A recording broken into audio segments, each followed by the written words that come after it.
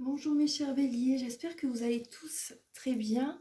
Là, je vous retrouve pour la guidance donc générale du mois de janvier. Donc, on va voir pour le domaine, vos énergies pour le domaine professionnel, mais également, voilà, déjà début janvier, on va voir vos énergies. Ensuite, au domaine professionnel, spirituel, vos amours, le familial.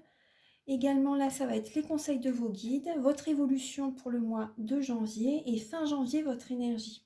Donc, j'ai utilisé le tarot psychique de John Holland et également le tarot de la magie verte. Vous allez également avoir des messages avec le grand oracle de l'amour. Je vais recouvrir avec de l'âme le domaine sentimental. Il y a également un message avec l'oracle E et une ou deux lames avec le petit oracle des anges. On verra combien de lames sautent du jeu à ce moment. Donc là,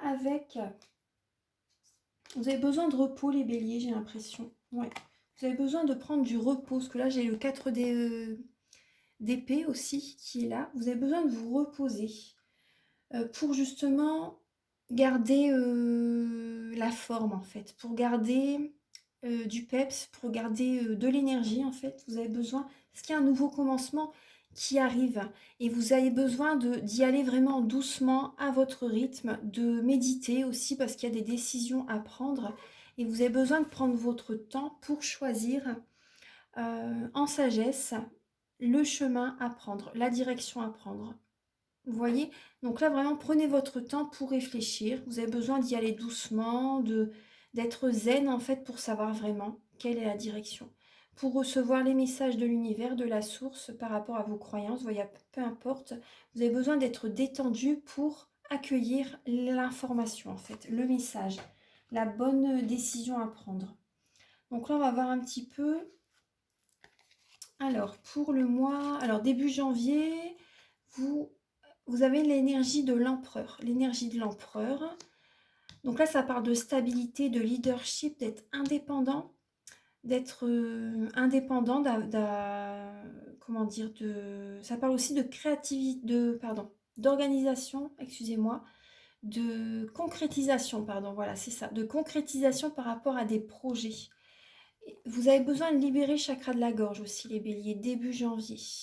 Peut-être que vous avez une boule dans la gorge, en tout cas, il y a le besoin, vous avez besoin de parler, de vous affirmer. Ça parle aussi d'un petit côté autoritaire aussi. Donc peut-être, c'est possible que vous avez besoin de parler par rapport lors d'une fête, lors d'une soirée, lors d'un anniversaire, lors d'une célébration, voilà, d'un événement.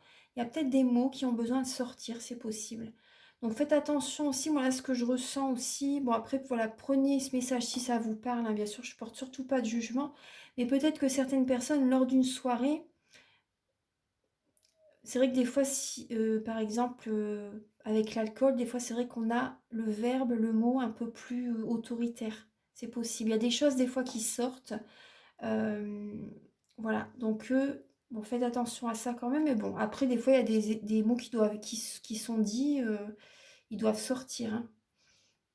Mais après, voilà, ici, voilà, peut-être, voilà, tempérer. Après, c'était début janvier, hein, tempérer les discussions.